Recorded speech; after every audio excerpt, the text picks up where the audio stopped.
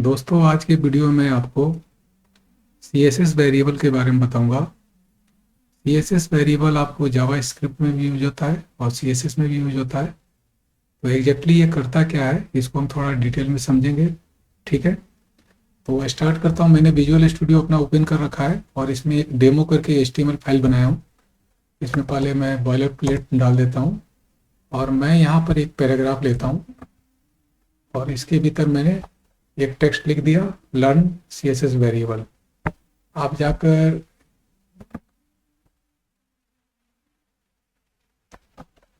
इसका अपडेट होना चाहिए। ठीक है, ये आपको CSS वेरिएबल आ रहा है। अब मैं इसके फॉन्ट को और कलर को चेंज करूंगा, जैसे हम नॉर्मली करते हैं पहले वैसे करते हैं। फिर मैं आपको आगे बताऊंगा कि कैसे CSS वेरिएबल का यूज होगा। मान लेते हैं कि मुझे P टैग का कलर चेंज करना है, ब्लू करना है।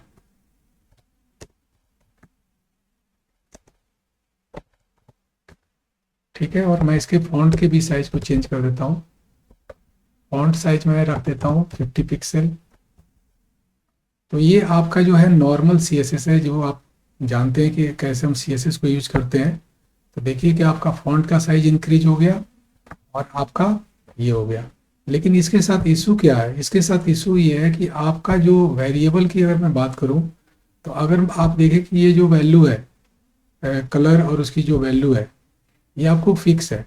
लेकिन अगर मैं ऐसा चाहूँ कि मैं एक वेरिएबल डिफाइन करूँ, जैसे कि मैं प्रोग्रामिंग में हम लोग करते हैं कि प्रोग्रामिंग में क्या करते हैं, हम वेरिएबल डिफाइन करते हैं, वेरिएबल की वैल्यू असाइन करते हैं और फिर उस वेरिएबल को जहाँ भी हम यूज करना चाहते हैं यूज करते हैं। ठीक है ना? तो इसी तरीके का काम आप CSS के भीतर भी कर सकते हैं। जैसे आपका प्रोग्रामिंग में वेरिएबल का स्कोप होता है, ग्लोबल स्कोप हो सकता है, लोकल स्कोप हो सकता है, अलग अलग स्कोप होते हैं। बिल्कुल वही काम आप CSS के भीतर भी कर सकते हैं। तो हम ये दो चीज़ें देखेंगे कि कैसे हम वेरिएबल को डिफाइन करते हैं, फिर वेरिएबल के स्कोप को कैसे डिफाइन करते हैं, फिर वेरिएबल को यूज कैसे करते हैं, वगैरह वगैरह। ये तो मैंने बेसिक बताया। अब मैं ऐसा करता हूँ कि मैं एक वेरिएबल को डिफाइन करता हूँ। तो CSS में जब वेरिएबल को आप डिफाइन करते हैं तो वो दो तरीके से डिफाइन होता है, या तो ग्लोबल डिफाइन होता है या फिर किसी स्कोप में डिफाइन होता है। तो पहले मैं ग्लोबल में आपको बताऊंगा, फिर मैं दूसरे स्कोप में बताऊंगा कैसे अलग अलग लोकल स्कोप में यूज होता है। ठीक है, तो ग्लोबल में अगर जब भी आपको डिफाइन करना होता है तो आप रूट लिखेंगे। कहने का मतलब रूट एक ऐसा है जो ग्लोबल को बता रहा है, मतलब आपके HTML पेज के किसी भी एलिमेंट पे ये अप्लाई होगा। ठीक है, अब इस रूट पे मैं क्या करूं, 2 मिनट के लिए इसको उठाकर यहां से अगर यहां डाल दूं,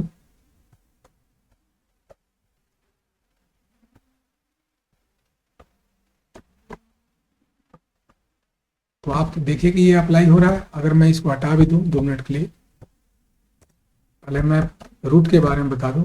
अगर मैं इस रूट में अगर रेड कर दूं तो ये क्या होगा, आपका रेड हो गया।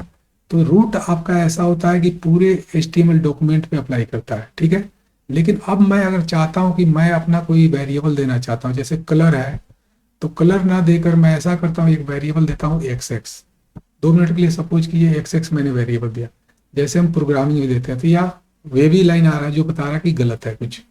तो वेरिएबल डिफाइन करने का तरीका है CSS के भीतर कि 2 बार डैश लगाएंगे तो एक वेरिएबल में कन्वर्ट हो जाता है।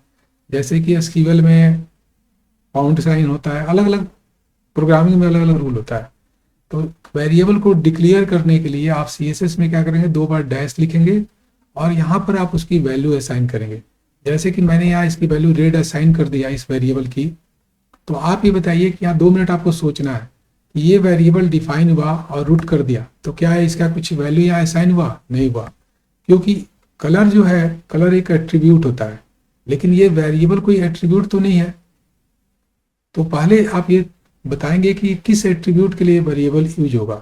पहला स्टेप आपका ये होगा। तो जब आप इसको डिक्लेयर करते हैं तो फिर इसको यूज करते हैं। तो जब आप इसको यूज करेंगे तो किसी एलिमेंट पे आप इसको यूज करेंगे। मान लेते हैं मैं P एलिमेंट पे यूज करना चाहता हूँ, इसको यूज करना चाहता हूँ, इसको करना चाहता हूँ। तो P आपका एलिमेंट है, तो P के किस एट्रीब्यूट के ऊपर ये आप वेरिएबल अप्लाई करना चाहते हैं। हो सकता है कि P के बैकग्राउंड कलर पे आप अप्लाई करना चाहते हो। ध्यान से समझिएगा। तो जब वेरिएबल को अप्लाई करते हैं, मतलब वेरिएबल को डिक्लेयर करना एक चीज है और वेरिएबल को अप्लाई करना अलग चीज है। ये हार्ड कोडेड नहीं करूंगा, मैं वेरिएबल को अप्लाई करूंगा। तो वेरिएबल को अप्लाई करने के लिए क्या करते हैं, वर्ड को यूज करते हैं। देखिए यहाँ ब्रैकेट भी आ रहा है, तो आप ब्रैकेट यहाँ डालेंगे और जो वेरिएबल आपका है उसको यहाँ आप लिख देंगे। जब आप वेरिएबल इस तरीके से फिक्स कर देंगे तो ये पी पे क्या हुआ, उसका बैकग्राउंड कलर को क्या कर दिया, रेड कर दिया। अगर माइंड कीजिएगा कि मैंने क्या बोला था कि ये आपके एट्रीब्यूट को नहीं डिनोट करता है, वेरिएबल आप किसी भी एट्रीब्यूट पे अप्लाई कर सकते हैं। अगर मैं यहाँ पर कलर पे अप्लाई करता, बैकग्राउंड पे ना अप्लाई करके कलर पे अप्लाई करता, तो देखिएगा केवल कलर पे अप्लाई हुआ है।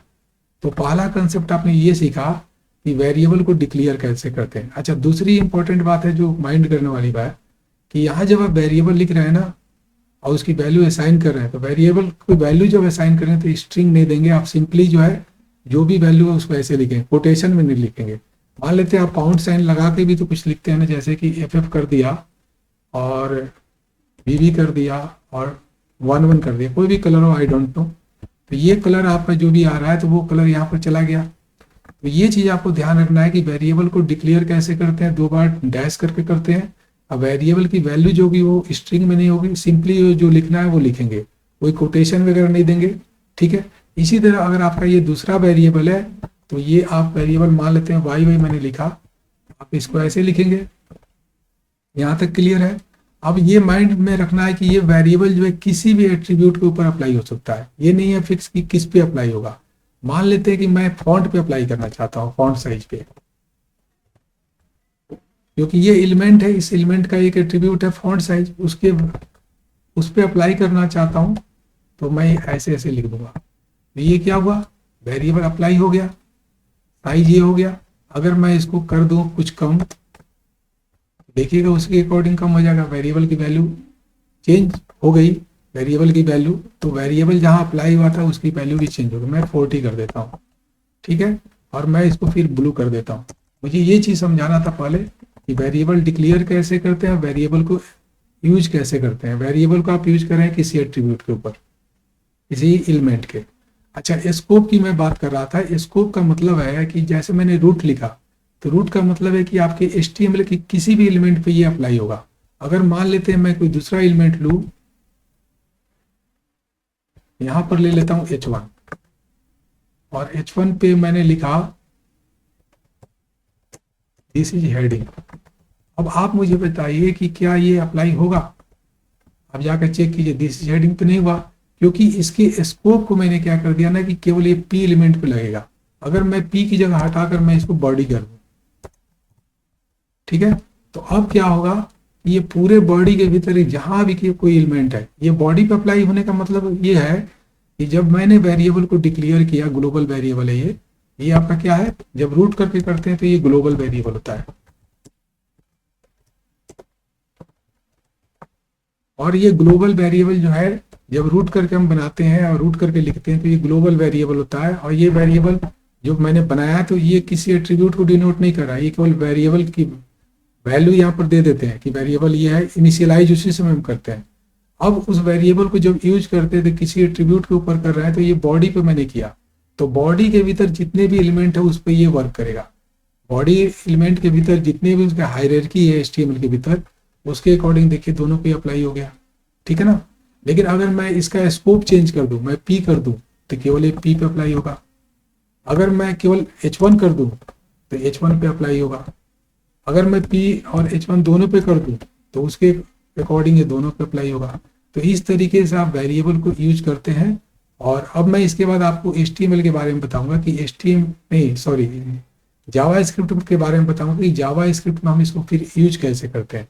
ये दोनों चीज आपको समझ में आ गया कि कैसे हम वेरिएबल को जो है यूज करते हैं।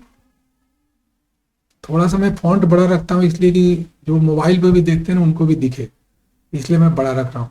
मैं समझता हूँ ये ग्लोबल का कंसेप्ट क्लियर हो गया होगा। अच्छा, अगर आप चाहते हैं कि ये ग्लोबल ना होकर डायरेक्ट मेरा जो है बॉडी के लिए ये स्कोप मैंने कर रहा हूँ, तो ये बॉडी लेवल पे ये स्कोप हो गया, ग्लोबल नहीं हुआ, ये लोकल टू बॉडी हो गया। लोकल टू बॉडी के भीतर जितने भी वेरिएबल है, body variables, local to body elements of inside body, हम कहेंगे इनसाइड बॉडी। तो ये स्कोप डिफाइन करने का तरीका होता है वेरिएबल का, CSS के भीतर जो CSS वेरिएबल हम बनाते हैं।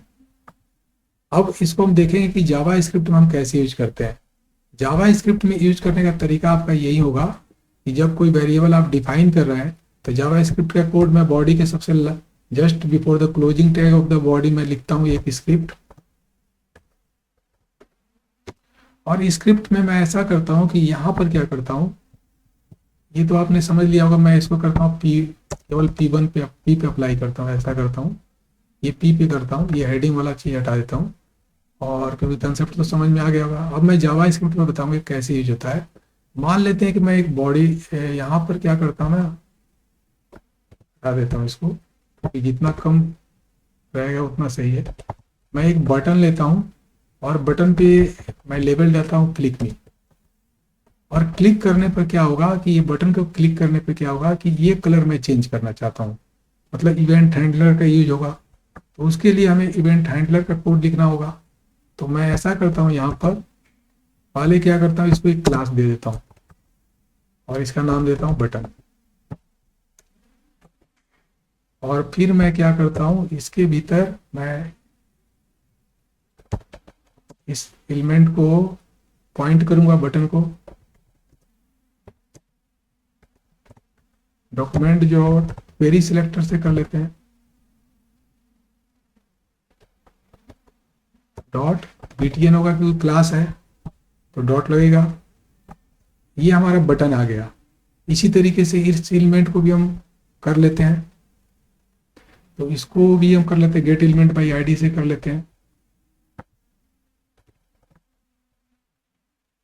यहाँ पर एक आईडी दे देते हैं, यहाँ पर भी एक क्लास दे देते हैं।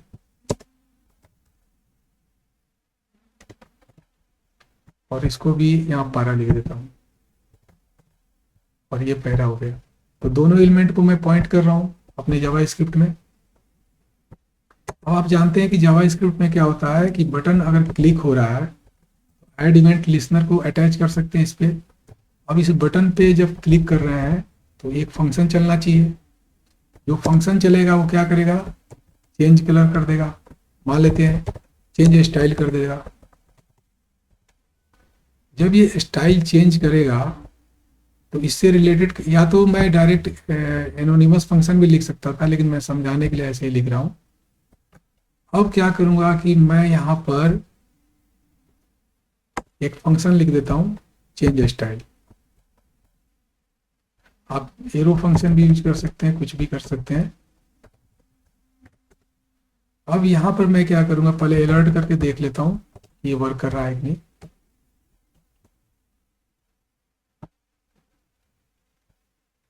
ठीक है, वर्क कर रहा है।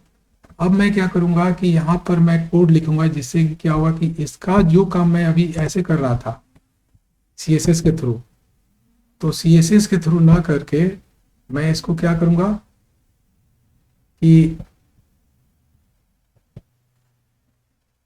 यहाँ पर क्लिक करने पर उसके कलर को और फॉन्ट को चेंज करूंगा। ठीक है, तो इसको चेंज करने के लिए मुझे क्या करना होगा, जो एलिमेंट मैंने पिक किया उसके स्टाइल को लूंगा और उसके स्टाइल को चेंज करने के लिए आपको करना क्या होगा, मैं एक काम करके पहले दिखा देता हूँ, उससे ज़्यादा समझ में आएगा। इसको मैं कमेंट कर देता हूँ। पहले आप पैरा को क्या कीजिए, CLG कीजिए, कंसोल में उसको देखिए क्या आ रहा है।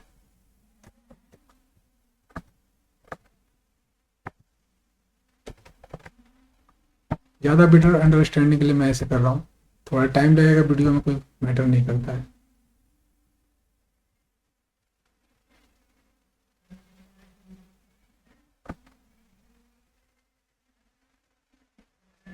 मैंने इसमें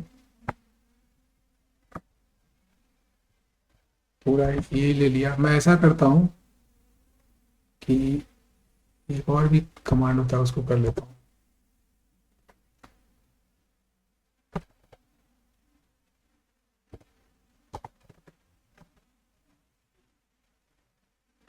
गेट कंप्यूटेड स्टाइल करके होता है कि कोई भी एलिमेंट है उस पर कौन कौन सा स्टाइल लगा हुआ है वो पता करने के लिए आप पैरा ऐसे करेंगे। और ये जो है ना, इसको यहाँ डाल देता हूँ। तो देखिए इसके भीतर जितने भी हैं वो सारा उस पर बता रहा है कि अभी क्या क्या स्टाइल लगा हुआ है, ठीक है ना। ये सारा स्टाइल आपको बताएगा। इसके लिए मैंने क्या किया था, गेट कंप्यूटेड स्टाइल। तो जिस तरीके से गेट कंप्यूटेड स्टाइल एक जो है आपके पास मेथड है, जिससे कि आप क्या कर रहे हैं कि जो भी एलिमेंट है उसके जो भी स्टाइल लगे हुए हैं उसको आप निकाल लेते हैं। इसी तरीके से अगर आप किसी एलिमेंट का स्टाइल चेंज करना चाहते हैं, अब मैं इस पर आ जाता हूँ, इसको कमेंट कर देता हूँ।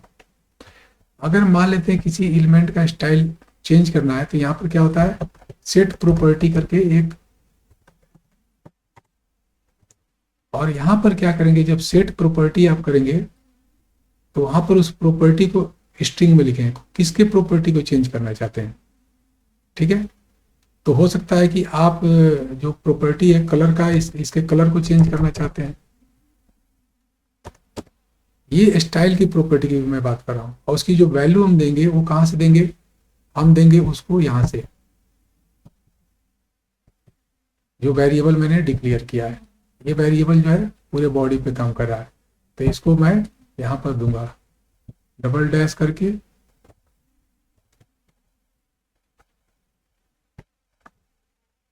ये आपको आ गया। अगर मान लेते हैं यहाँ पर, नहीं मैंने यहाँ कलर नहीं लिखना है, यहाँ तो वेरिएबल लिखना है ना, मैंने गलत कर दिया। जो आप वेरिएबल, जैसे कि मान लेते हैं एट्रीब्यूट है, फिर एट्रीब्यूट की वैल्यू है, तो कलर क्या है, एक एट्रीब्यूट है, तो यहाँ डबल डैश कर देंगे और यहाँ इसकी वैल्यू क्या कर देंगे, जो भी देना है आप दे देंगे। जैसे मैं इसको ग्रीन कर दे रहा हूँ, तो क्लिक होने पर ये आपको वर्क करेगा। आपका क्या हुआ, ये हो गया। आप बोल्ड करना चाहते हैं, फॉन्ट चेंज करना चाहते हैं, जो करना चाहते हैं आप इसको यहाँ पर ऐसे ही कर सकते हैं। मान लेते हैं कि आप वेरिएबल आपका है वाई बाई, ये साइज को रिप्रेजेंट कर रहा है।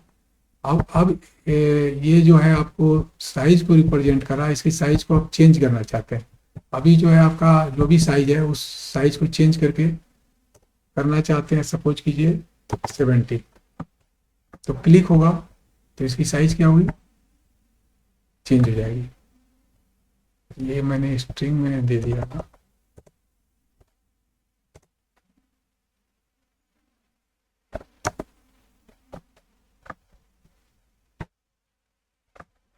यहाँ इशू हो रहा है क्योंकि मैंने कुछ गलत कर दिया है। यहाँ पर